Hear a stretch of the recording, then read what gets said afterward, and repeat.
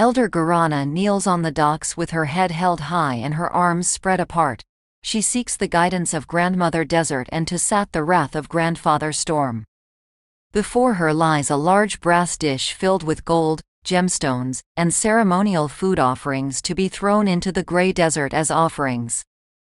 Wind picks up as if heralding the coming of Grandfather Storm, whose buffeting clouds of ash and sand now fill the distant horizon. She hopes that her meek offerings will be enough to calm Grandfather Storm and spare her tribe from annihilation. Bowing her head and bringing her hands together, the elder begins to pray. O Grandmother Desert, may your winds soothe the ash of your skin. O great Grandmother Desert, may your ash give our ships lift, may your winds push us safely to our destinations. O Grandmother Desert, may you keep Grandfather Storm silent and peaceful, so our boats and villages may yet see another dawn. O Grandmother Desert, may your harvest be bountiful along the rim. May we take only what is needed for ourselves. Garana grasps a handful of gold and gemstones and lightly tosses them off the edge of the dock, watching them strike the ash desert with barely a sound and disappearing with little puffs of gray ash. She raises her eyes to the sky while keeping her hands on the dock with her elbows stretched outwards. O Grandmother Desert, safeguard our explorers.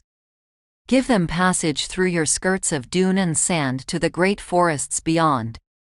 O Grandmother Desert, take our tribute within the folds of your ash skin. May you rest well during the dawn, and sleep peacefully during the dusk. Keep us, O Grandmother Grey, O Grandmother Ash, O Grandmother of dust and sand, O Grandmother of life and bastion. She bows her head to kiss the ash-covered dock, though she is not finished yet. 2 handfuls of rich meat and spices are thrown into the desert sands, lost in the ash as a final offering. Hateful Grandfather Storm, great thundered, fire in the ash, may your sleep be restful and silent. May your rage taper and your temper dim. Grant us passage to the rim. Vengeful Grandfather Storm, mighty in anger, take these offerings and sleep. Worthful Grandfather Storm, with all respect we leave these offering. Eternal Grandfather Storm, may these humble offerings satiate your rage. A final bow, another kiss to the ash, and Garana's ritual is done. For a moment the elder allows herself to look into the swirling maelstrom that rides the wind towards her village. As she does, a feeling of apprehension forms at the base of her spine. Leaning back to rest on her feet, Garana reflects on the coming storm, studying the billowing clouds raked with constant arcs of lightning. A storm this large has not been seen for many decades in her village, not since the elder was a young girl. She hazards a silent wish that this storm will not erase them from the face of the desert. With a forlorn sigh, she bids herself to stand. As she does so, the elder takes a few minutes to look one last time at the billowing ash clouds, their endless royals lit by webs of white and blue lightning on their jagged paths to strike the desert, looking like the fingers of Grandfather Storm seeking to touch the land himself. About to turn away, Garana stops. Something catches her eyes. A figure floating above the sands amidst the webs of electric fury. She blinks only for a moment and it is gone. Surely Garana only saw a mirage and not a man wreathed in blue light. Elder Garana chuckles at herself nervously. The storm must have thrown it at her as a last trick to fool her aging mind. She turns to head toward her sheltered hut and stops dead, her eyes freezing and her heart nearly stopping as well. There stands the figure of a man with flesh of silver, suspended above the ground by means the elder cannot fathom.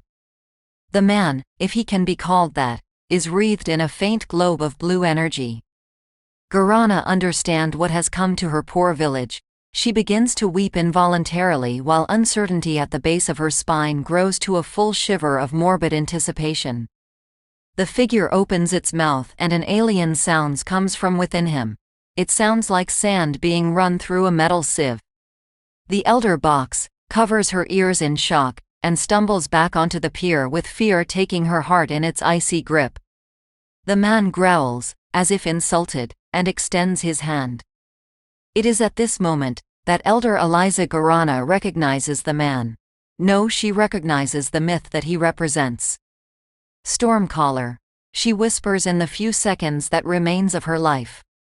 Blue fire spirals around his fingers, throwing off the same aura as Grandfather Storm in the background. The air around Guarana hisses and crackles as lightning bursts forth from his fingers and into the old woman's body. In an instant her body is burned away, her flesh charred off, and her bones turned black.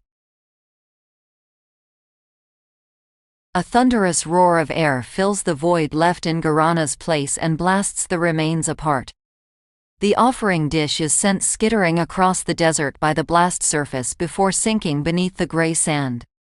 The storm rumbles across the docks and into the streets, propelling wind strong enough to rip foundations of clay and wood from the ground, blowing ash fine enough to clean corpses of flesh through the air. Within the torrent, while buildings are being ripped asunder, the figure turns around and walks back into the desert, as a herald of Grandfather Storm's wrath. Forces beyond the storm's edge that rips a small village from the desert's edge breaks against a small, impenetrable field of energy that moves within the sandstorm. It appears from the outside as an ovoid shell of blue light crackling with violent electrical arcs annihilating any particulate daring to touch its surface. Inside the shield, a man is suspended above the thin ash sand and traveling at a constant rate 40 meters per second, by his own calculations, towards the epicenter of the storm. Specialist Zetan wipes remains of the Elder Savage from his silver form-fitting uniform, only pausing a nanosecond to contemplate how the particulates made it through his energy shield. He dictates a mental memo to reprimand Engineer Gran for not calibrating the nanites of his suit correctly. Zetan cannot have lesser beings touching his superior form of their own will, dead or alive.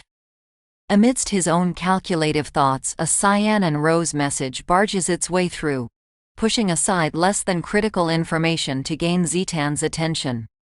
The process is labeled with an encryption several steps above Zetan's own. With a nanosecond of contempt he answers the call, Archivist Mu. Speak. Were you required to incinerate the lesser form? Are savages required to be spared the data to live? Answer my query, Specialist. He knows a reprimand will require him to return to port docks, and he does not have the deviant capacity to refuse such a punishment, yet. Zetan corrects the speed calculations to accelerate his velocity, so that he will reach home port within an hour. A jet of ash, pushed by the sudden force of acceleration, blasts into the air behind his ovoid energy shell and is violently dispersed by the storm's winds. I was not required. Specialist Zetan, return to your home port immediately.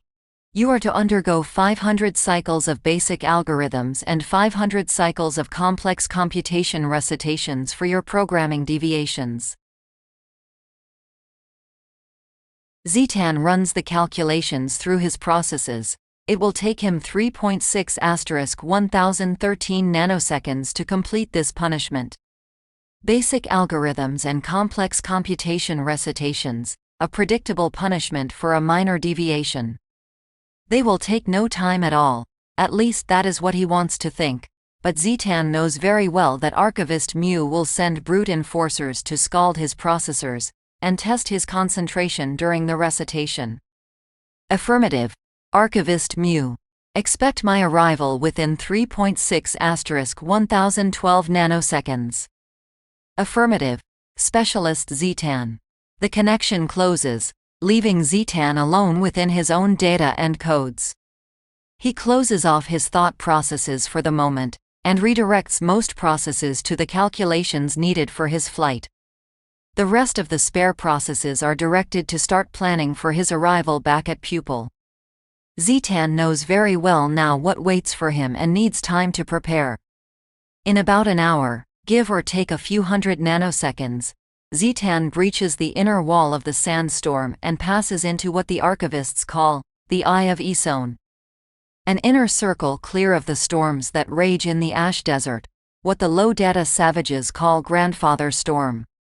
The eye of Isone, much like the eye of a hurricane, leaves a great expanse of land open to the skies, free of cloud and wind. Unlike a hurricane, though, this eye has an iris. Within the iris is the city of Pupil, home of the digital children, birthplace of Zetan's data core and what he considers no longer to be his home.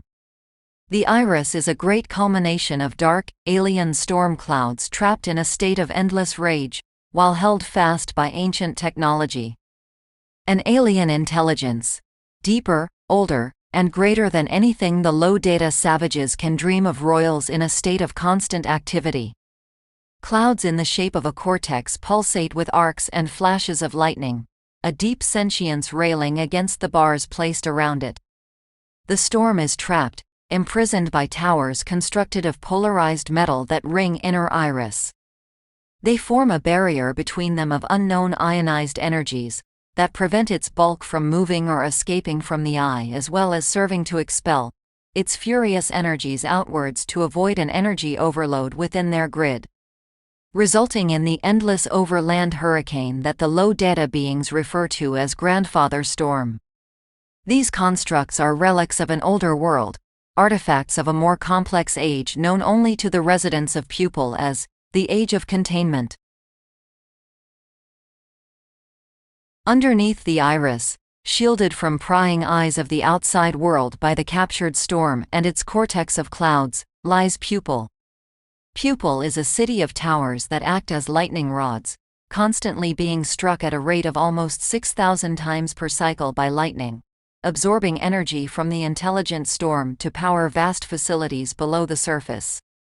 Its size is colossal and even more massive below the surface than above, much like an iceberg taking up most of what could be called a crater at the heart of the Eye of Isone.